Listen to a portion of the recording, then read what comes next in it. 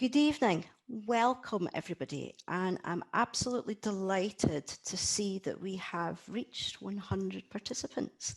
So thank you very much, everybody, for joining us this evening. My name's Chloe Deas, and I am the conductor of tonight's Lyceum. This is the first ever online event run by Edinburgh Association of Spiritualists. This one in conjunction with Open Door Sanctuary in Canada, our sister church. The Lyceum is a discussion group, and tonight the question is, what's the point of spiritualism? So tonight's speakers are the giants of spiritualism. So we have Ministers Simon James and Brian Robertson, Janet Parker, and last but not least, John Blackwood. So I think you'll agree that we're in for a wonderful night. But for now, we are ready to begin. And it's my pleasure to invite Janet Parker to open in prayer. As ever, we are in the presence of God. And please join with me. Father God, the great creator of the universe, creator of all life, and all love, the great power in which we live and breathe and have our being. Father, may we allow ourselves to express your power in our own individual ways. Help us to appreciate all that we have, especially those whom we hold dear to us. Let us appreciate the joy and the benefits that come with freedom, and never let us take it for granted. Father God, challenge us to dream, dare us to hope, and lead us to inspire. Introduce us to peace, and let us know his companion called nature. And in nature, let us drink from the waters of knowledge, and let us bathe in the forests of enlightenment. Help us to create a new road, a great road, a road of progress, where spiritualism can see clearly ahead, a road which is wide enough so that all religions and all cultures may safely travel. Let this road lead to many destinations, destinations with the name of positivity, of integration, and to a place called harmony.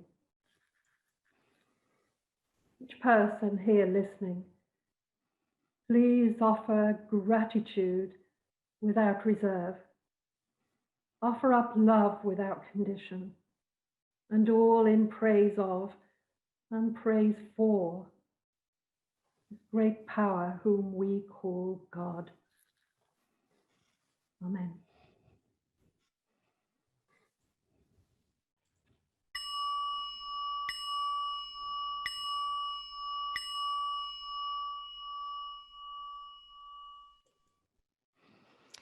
The aim of spiritualism is to effect a complete at-one-ment and unison of man with God, till every action and thought of man is in perfect harmony with the divine will.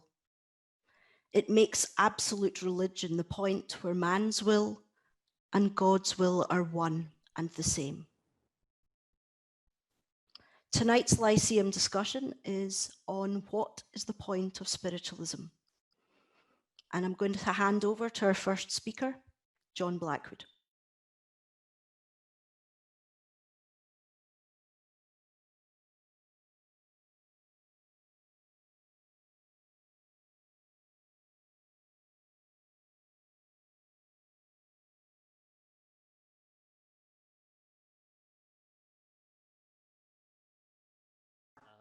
How can we create a new message that goes forth, that maybe goes beyond mediumship, that goes beyond what we do day in, day out in our own churches? A few of us within our own church in Edinburgh have been researching into our history as a church, and we started in 1901. So we've been going for a few years now. And it's been quite interesting to see how our church has evolved and changed over these years. But actually, it's interesting to see through old records what spiritualists were talking about 100 years ago. And it was interesting that I'm finding that actually their conversations that they had back then were quite similar to what we are having now. For instance, they were questioning mediumship, and they were saying, we need better mediums in our platforms. They were saying that mediumship was becoming the downfall of our religion because we were focusing too much on mediumship and not on actually the message of spiritualism or what the message could be. It was interesting, a line I found, and it was when the Spiritualist National Union had an NEC meeting in our church in Edinburgh, and it's 100 years ago that this happened. They were questioning this. They were having a debate about the future of spiritualism. And what they said was, it was important that spiritualism started to focus on actually the national life and well-being of our people. For me, spiritualism is the most inclusive and the most diverse religion that I know. It's a religion that embraces people from all walks of life, men and women equally, people from all races, from actually all religions or none. To me, that's precious. That's an important message that I've always cherished within our movement. And today, ironically, in the news, we're hearing all about how some people feel disadvantaged in our world and how they feel that their lives don't matter. Well, certainly for me as a spiritualist, I would say every life matters. And actually, my message of spiritualism is really, let's try and get back to understanding what our principles are actually trying to tell us, is that we are all part of God. We are all connected wherever we are in the world, regardless of our race or creed, our sex or religion. Let's work together. Let's find that God and make sure that that message is actually equally spread throughout the world so that everybody knows that we're all equal in the eyes of God, and that our religion or spiritualism is as pertinent to our lives wherever we are in the world today as it was to our pioneers over 100 years ago. So yes, the message of the fact that there is no death is still important at very trying and difficult times, like the times we're in just now. But actually, I think what we all need is inspiration and guidance to understand that actually spiritualism has something to say for us all here in this world today. And hopefully that's something that we can explore a little bit more this evening as well too. So that's my initial thought to put out there to get you to think that what is the point of spiritualism? Do we need to change? Do we need to move on? Do we need to get beyond the message of mediumship? That's still important, and we should never lose sight of that. But actually, the world out there wants to know more. They understand that maybe there is a life beyond death. But actually, what do we do with this life that we have? How can we all become stronger, richer, more spiritual people? And how can we all actually attain the same goal, which is finding our own personal pathway to God? Can the 7 principles of spiritualism teach us how to do that? I think they can. And maybe that's what we need to talk about a little bit more and share with each other within our own friendship and family circles, as well as within our own religious community. So that's my thoughts to open up as a gambit, and I'm sure I'll come back in and share some thoughts with you later. But at this point, I'm going to pass on to Simon to share his thoughts with you. Thank you, John. And good evening, good morning, good afternoon, everyone around the world. It really is an absolute pleasure to be here to be part of this evening's Lyceum with Edinburgh Association, and in conjunction with the Open Door and the 2 sister churches coming together, I think is wonderful. So thank you, John, for organising this and inviting us to speak and to share some thoughts with you all. And of course, having Janet Parker with us is just the absolute bonus, the icing on the cake. So we're all good friends here. And moving on from friendship very rapidly, I'd just like to throw some gasoline on the fire now and really attempt to stir you up. What is the point of spiritualism? Well, in its current form, I think it's rapidly becoming pointless. Janet, over to you. But seriously, I think it's becoming pointless. It has become so cozy, so friendly, so nice, so comfortable that we have forgotten that we are built on radicalism. We are built on people that took part in marches, that took part in encouraging and in some cases fighting for freedoms that we are seeing on the streets today. And what we have degenerated into, and this is my opinion, of course, you're perfectly fair to disagree with me, is basically a very comfortable death cult. And I speak as a spiritualist minister because we have become so obsessed with what happens after death, we have forgotten how to provide comfort to the living. And one of the biggest issues that we have got in the early 21st century is that we have become obsessed with mediumship and have confused spiritualism with mediumship. Spiritualism utilizes mediumship in order that we may be inspired by our families, by our ancestors, in order to know and understand that death is truly not the end. And it is that inspiration that should then encourage us to move forward in our lives. But if you often speak to people today, they go, well, I'm a spiritualist because I'm training to be a medium. They have completely, really, and absolutely very little to do with one another.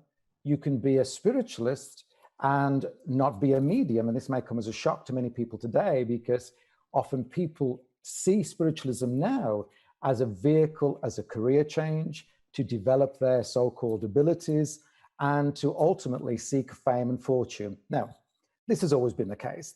This is nothing new. It's not a 21st century phenomenon. But today we have people purporting to speak with the voice of the spirit, when actually they're generally speaking with the voice of the wallet. And this has absolutely nothing to do with the belief system and the religion that I follow. Now, do I do this as a living? Yes, I do. This is my vocation. I work for the Open Door Sanctuary back in Canada. But if we are to turn this ship around that we call spiritualism, and I think we have very few years in which we can do so, then we have to see and recapture our radicalism to actually stand up and be counted, to actually share a voice, to actually be centers in which we don't ask people when they come in, and what ability would you like to develop?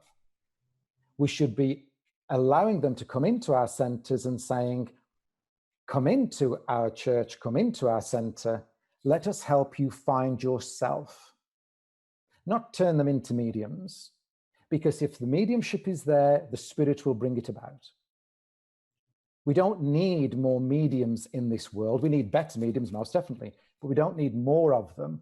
But what we do need is more human beings that understand the presence of the spirit, because there's no point constantly keep asking the spirit world to give people comfort and succor when they have just been declared bankruptcy.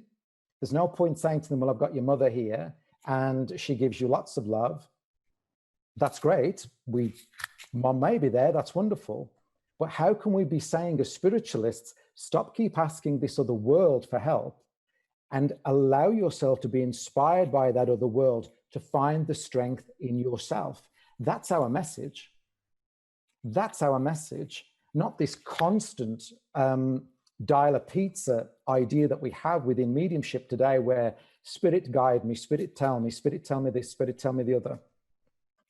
That's not what spiritualism is about. As we just heard right at the very beginning, it is designed to seek a complete at-one-ment with humankind and the divine.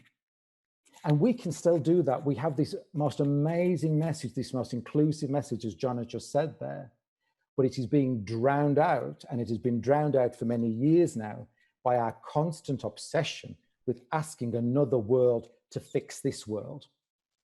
Well, again, just before I hand over to Janet, just throw a little bit more kerosene on the fire. I don't know about you, ladies and gentlemen, but I don't see any of the spirit world coming in here on white chargers to save the world. Why? Because we don't need them. We've never needed them. What we do need is to listen to that presence of the Spirit so that we can fix this world. We can change the world, but it will need us to remember the radicals that we are, the voices that we have, and that actually perhaps it's time to keep asking for something and start doing. That way we may just rediscover what spiritualism is really all about. We may actually remember our strength and not our weakness. Janet? It's great to hear you both speak, because when John was speaking, I was thinking, I wanted to say that. When Simon was speaking, I was thinking, I wanted to say that. You know, many years ago, I read a piece of prose that has ever stayed with me. And it said that if any spiritual organization, no matter what it was, did not examine periodically its motives and its wherewithal, then they would become a dead relic instead of a living body. And that's what we need. We need a living body. But to have a living body, we need to have life in us. And yes, spiritualism, if you read on Wikipedia, of course, it now does say that this is a religious body. It doesn't say a religion, it says a religious body. But if you look in the Cambridge Dictionary or Collins, it says that spiritualism is all about people who understand that the dead want to speak with us. And therefore, as Simon says, we've got people now coming up to us and saying, oh, I could do with a bit of help. I need to speak with a spiritualist. Because that's what they equate to mediumship, fortune tellers or whatever, a spiritualist. And yet when I started in the church where I was trained, there were very, very few mediums, very few.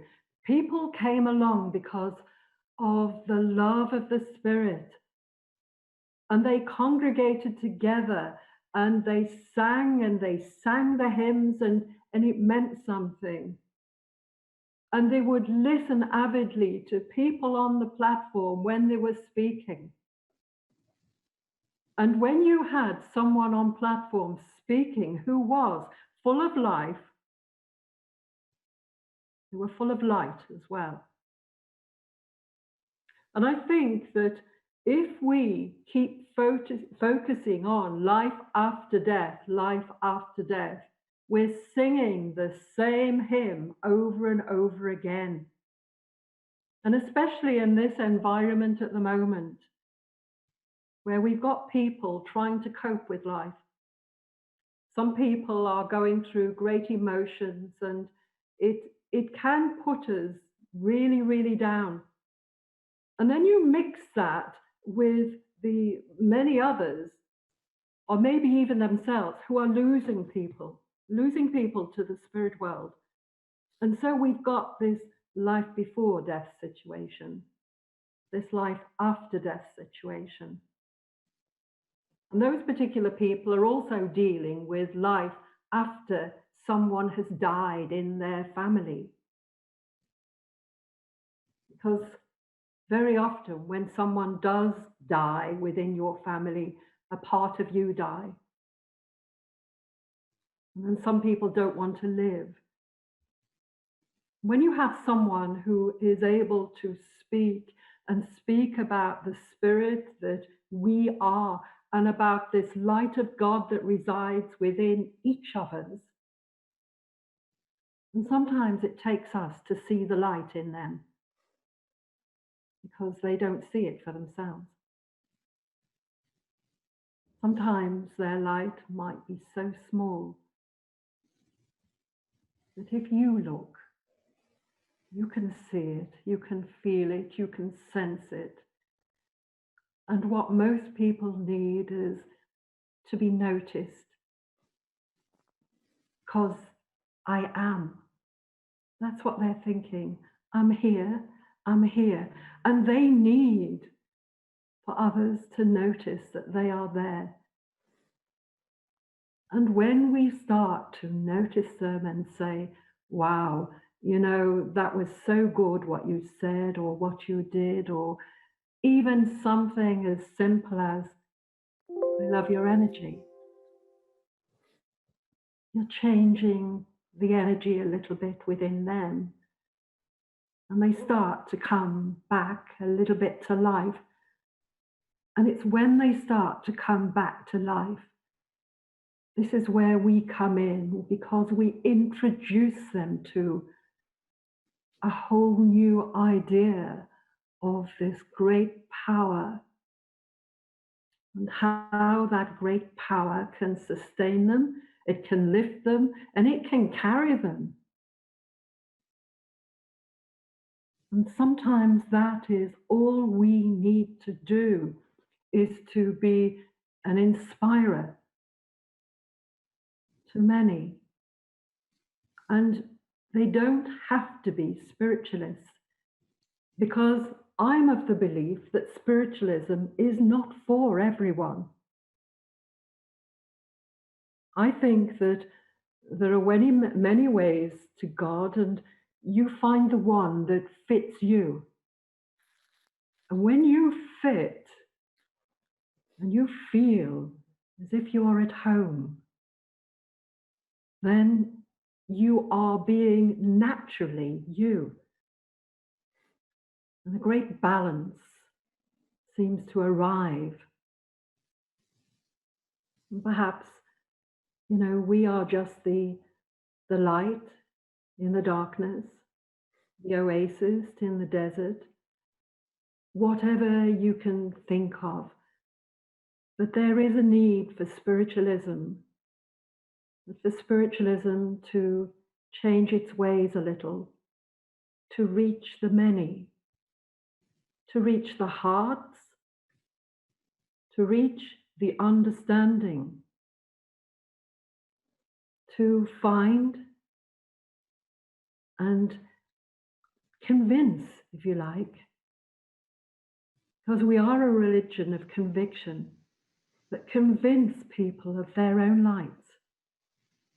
And once we do that, I think that this will be a real living body, because it will be a living body that enlightens and touches everyone. Brian. Thanks, Janet. Hello, everyone. And it's wonderful to be here, especially with my colleagues who I would love to be with them in person, but I'm glad to see them here, and I'm happy that we are offering this and sharing tonight. Some years ago, I started saying, and those of you who were with us at Stansted and different various spiritualist churches around the world, is that statistically, churches or organization, philosophical or spiritual movements, if they don't pass the 225-year mark, that's it. And why I started saying that some years ago to anybody who would listen is because I believe that we were on life support.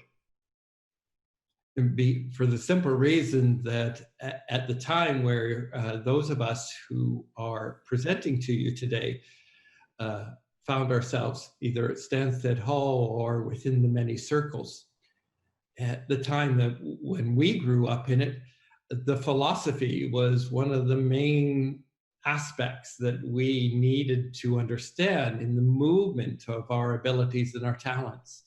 And at the hall, there was always every week that I can remember personally had that philosophical structure in it.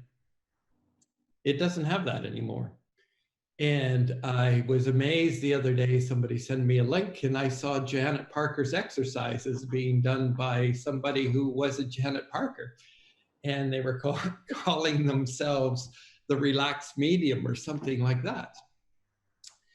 And without the understanding of what the construct of that was. Mediumship was to move and inspire and empower people. You know, the German philosopher Kant said years ago, I know not where or when the event in this life of the human soul dwells in the indissoluble communion with all the immaterial natures of the spirit world, ultimately affecting these natures and receiving the impressions of them. That was long before the modern movement of spiritualism. And of course, what we saw within the modern movement, we saw people like Myers, and we saw the father of psychology, William James, involved. We saw Carl Jung involved. We saw children in Birmingham marching. We had the first Black teacher in North America teaching Caucasian children. She was the first Black author in the United States of America. We were a movement that moved society, and we were a movement that moved society not because everybody was on the platform demonstrating life after death, for that was only one part of who we are. We were a movement that has changed this world, and I say this, we have already changed this world. Our pioneers did. They have changed this world. But the greater question is, are we doing it now? Are we relevant now? I say our philosophy is very relevant. It's progressive. It has the ability to move. We cannot rest on the laurels of who we were, or the fact that the inception of the theory of evolution came from Russell Wallace. Yes, it did, and we can be proud of that. But at the same time, we need to recognize that we are here to awaken the everyday medium in everybody.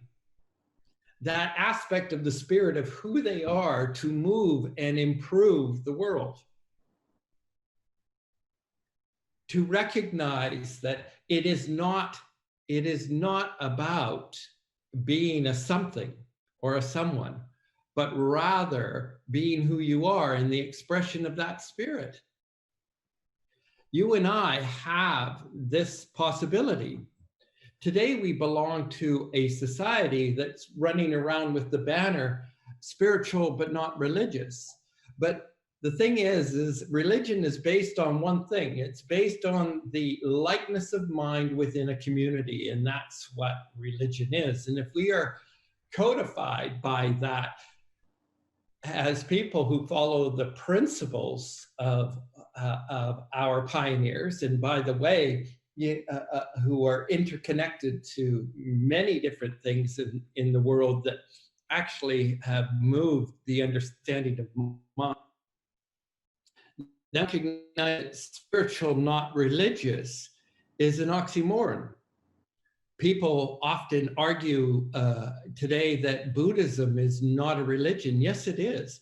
One of the top neuroscientists, Evan Thompson, who actually studied the aspect of meditation way back when, wrote a book for any of you interested in these type of things. Why not a Buddhist? Because he really spells out that aspect of what that really entails. And it's not about going to a retreat for a week or a weekend, whether it be Stansted or to Sammy Ling's, but rather that it's an embodiment of a belief system that changes the world. when there was also a lady by the name, let me think, Werner, she's from the Netherlands.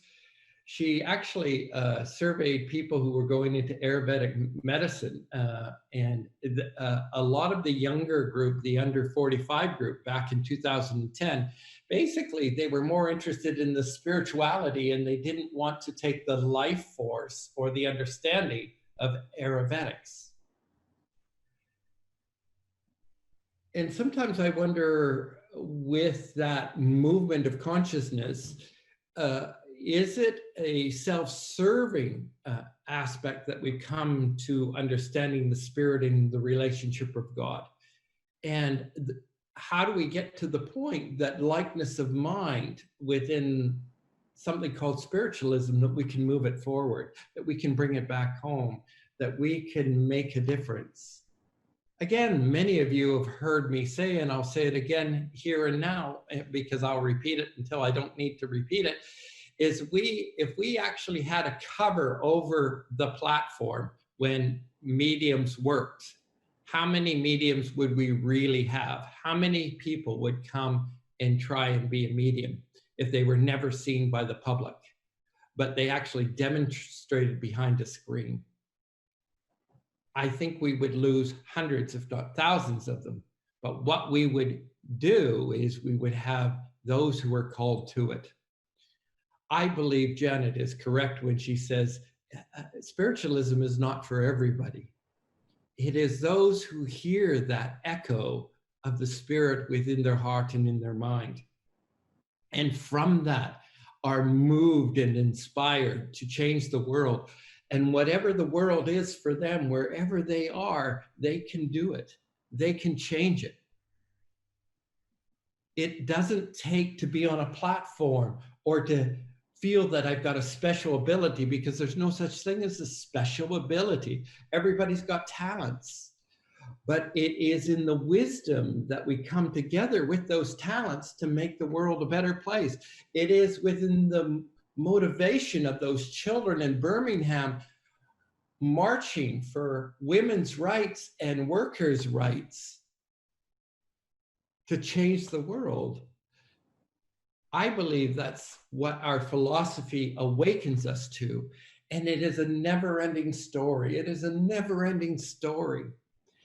And yes, I might sound like I've got a book of how and brimstone off the pulpit, but I love what I do in my heart, and I love what we're embraced, and I love my community, and I love the pioneers who came before me, but I also love the fact that I am awake enough to know I have the responsibility to pass that to the next generation, even if it's only 10 people standing.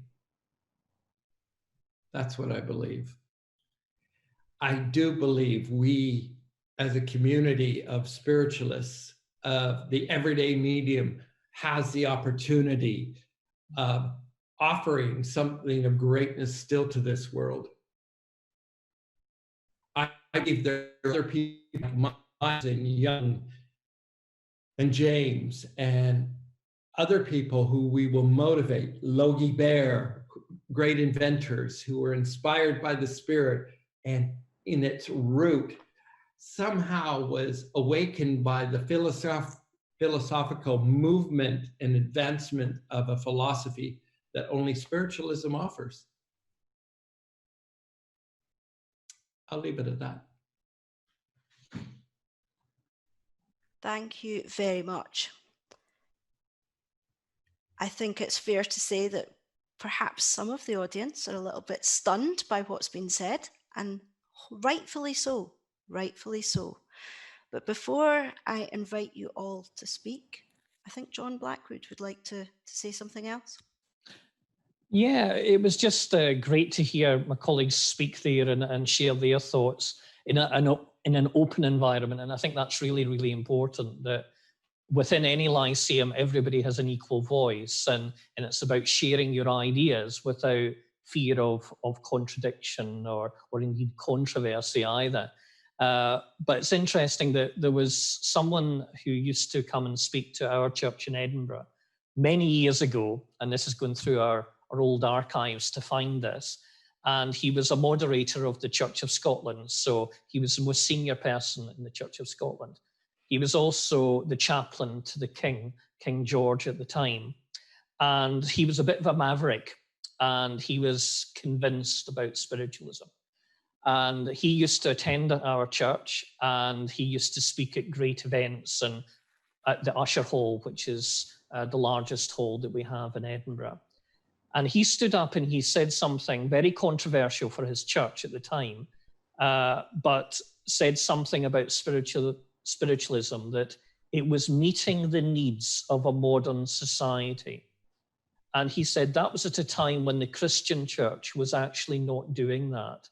So it wasn't dealing with the needs of the common man, as he talked about. People who were needing that message of spiritualism at the time, there is no death, but also life is worth living. And the 7 principles actually gave them a cornerstone in which to actually work towards and to support them in their lives. And he said, by dwelling on stories of 2,000 years ago in the Bible, and as a Christian, obviously, they were fundamental to his belief. But he said, by dwelling in that, we are not actually dealing with the issues of today. And we're leaving that up to a new religion and this new revelation that he talked about. And I just think, and perhaps we need to, certainly from this meeting this evening, go away and think, how are we honoring that thought? Are we actually changing the lives of people who we live with within their own friendship and family circles? Are we honoring that mission of actually doing something that God and the spirit world inspired us and our pioneers to do many, many years ago, which was actually be relevant to today's people and not just talk about talking to the dead all the time? So how can we get the message of equality and the importance that an understanding of how spirit can help us all achieve whatever we want to achieve in our lives, regardless of our background?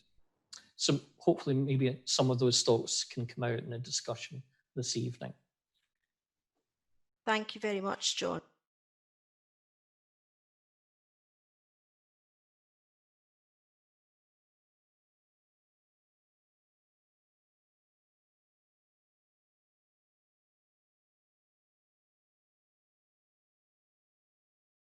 I know you said it's not all about the message, but I believe it is, because I believe that we are the message.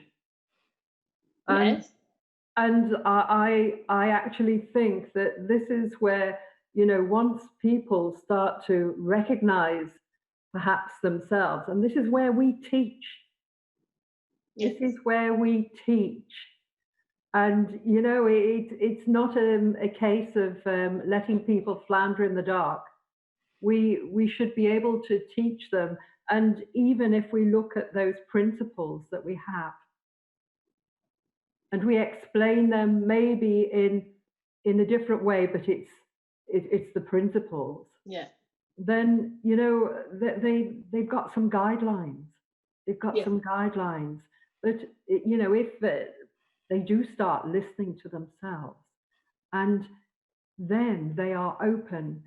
And once they are open, you know, this is where discussions should come in. Yes. Because discussions like this, they don't always happen. No. People are, you know, looking to complain. They'll sit together to complain or to talk about a church or something like that. But there really, really aren't enough spiritual discussions. And, That's true. and that, you know, it feeds the soul. It really, really does. Absolutely. But I think we are the message, and I agree with everything else that you said. Thank you. Thank you. Thank you.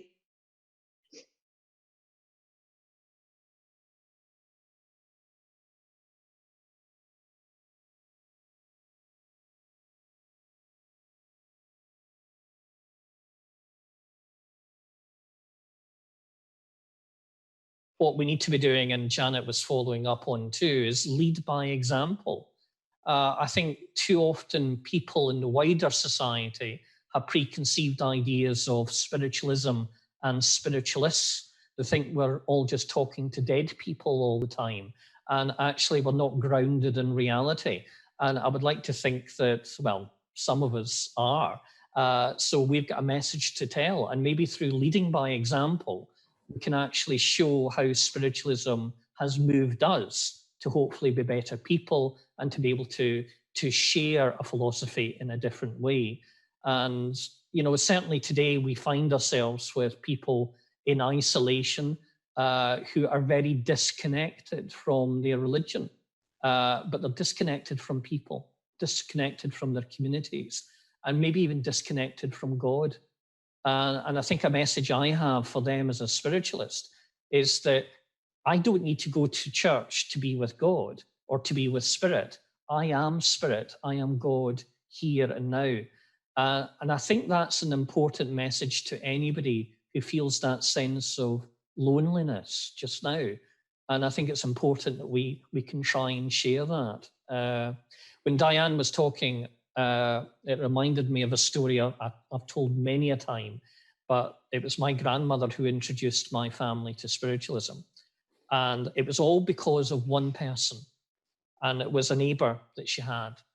And she told me the story, and she said this neighbor had lost all of her children within a very short space of time and had a terrible life with her husband.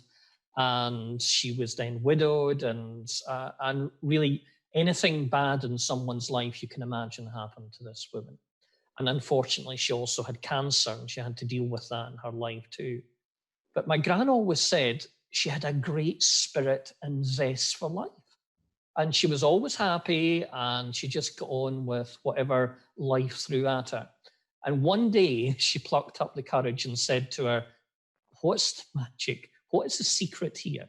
You know, I know what you've gone through in your life, but actually you've still got a strength and an enthusiasm to live life. How? Why? How can you do that?" And she turned around and says, "I'm going to let you into a secret." And she said, "I am a spiritualist. And I believe that God is with me and supporting me through everything that I've gone through." Now, that one woman made my gran think. And it really took her aback and think, well, what is this great religion of spiritualism? I'm going to find out more. So she went in with a very open mind to question it. And that's what she did. And that opened a door for her. So I think you're quite right, Diane, that actually maybe we can inspire people. And maybe even now, even in this state of lockdown, we could be doing it in so many modern, different ways. So that's a good message for us to be taken away tonight, I think. Thank you, John.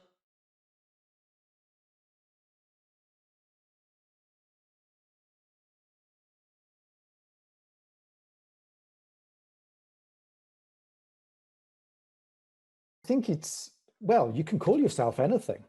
There's nothing to stop you from saying, giving yourself a name to whatever you believe in.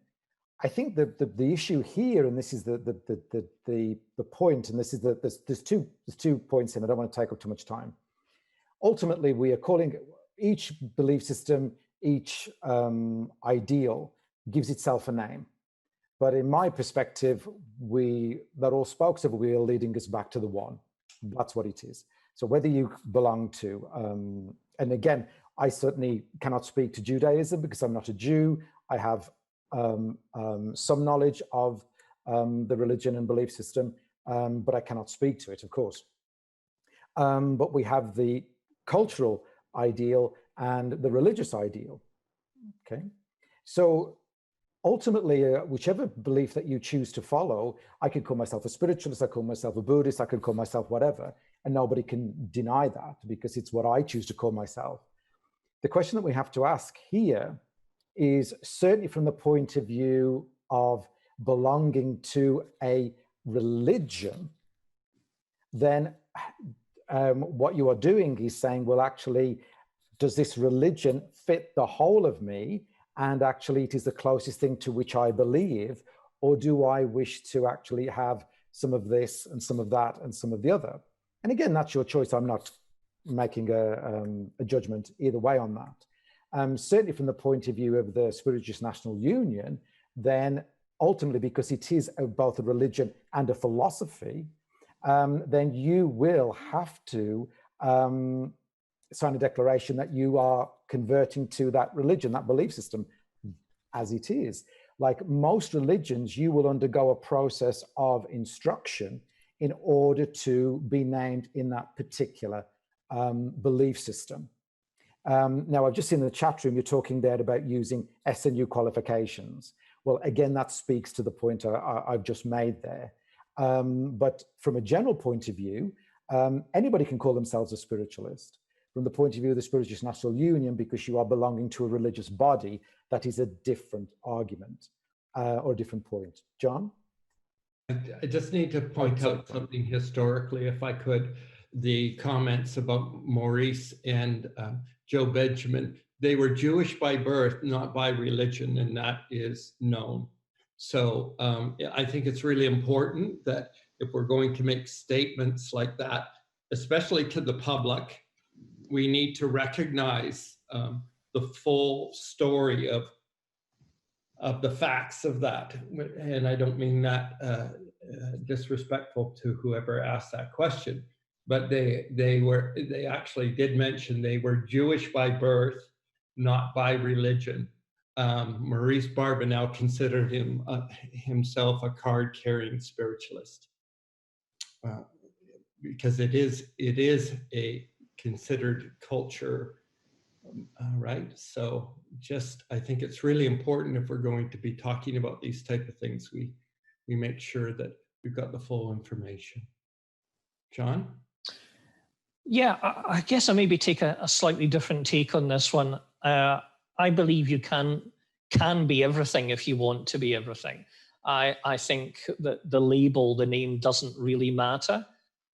In the Lyceum manual, and if anybody is not familiar with the Lyceum Union and the Lyceum manual, I know we've got some members of the Spiritualist Lyceum Union on, and we've got the president and his wife Mary as well too.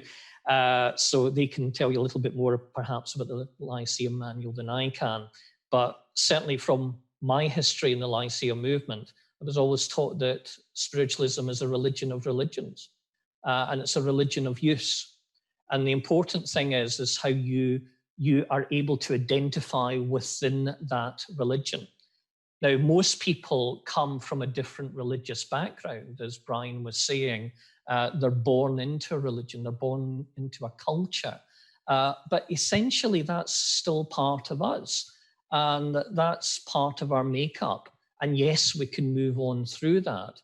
But that has helped shape us who we are today. And I do know people who are spiritualists, but they still wish to identify as Christian, or as you mentioned, as Jews. And I actually don't see anything wrong with that. Why? Because I think the important thing that we need to get across, and the important message I think we have as spiritualists, is that what we need to do is find our own way to God, whichever way that is. And somebody who was very dear to me in my upbringing as a spiritualist, I remember her saying to me, and it was somebody was on one of our church platforms and was questioning people's spirituality and how committed they were to the cause of spiritualism. And she turned around to me and she said, John, I don't know what you will ever do in spiritualism, but I want you to promise me you would never ever stand on the platform and do that. Because actually somebody's relationship with their God is their business and nobody else's. And nobody has the right to question that. So I think sometimes we get stuck with labels and names, and society does too. And I think we need to get beyond that and see ourselves as the true people. And actually, it's our intention of our religion that matters, and how we are actually affecting change in our own lives and the lives of others. And whatever we call that, I don't think really matters. That's just my thought. Thank you, John. I'm going to leave the closing words on the subject with Janet Parker. Well, when I first started, my friend used to come every week with me to the church. And she was a devout Catholic, and she would go to her church a couple of times a week. But she got to love spiritualism. And she actually said that it helped her understand her own religion better. And I hadn't heard that before, what John had said about spiritualism is the religion of religions. And I wonder sometimes, you know, when I look at Wikipedia and it says we're a religious movement, well, perhaps we are, perhaps we move through other religions because the common denominator is God. And if we just think on what everything that's been said tonight, each of us here, think on it and think, okay, where do you actually stand? You know, are you going to be saying, yes, I'm a devout spiritualist and nothing else?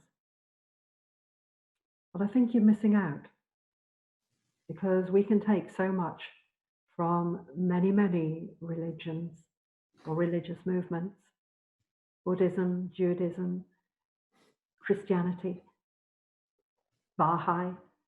We can take so many things, and provided that what we put together within ourselves is something of great beauty inside, because that's what the spirit world would want to be able to see, because we will shine. And I think that we have to be shining much more as a movement.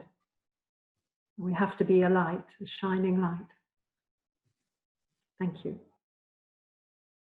We will end tonight's service in prayer with Simon James. So let's just be still for a moment. In whichever way you approach the divine, let it just be within this breath, this moment. And maybe be in gratitude for the reflection that we are of the Creator within this world. May we take comfort for being the hands of the Creator. May we take comfort in being the vision of the Creator. May we take comfort in being the action of the Creator.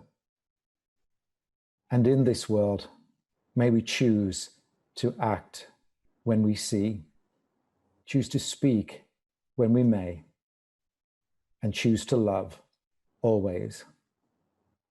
And in that, may we be in gratitude. Amen. Amen.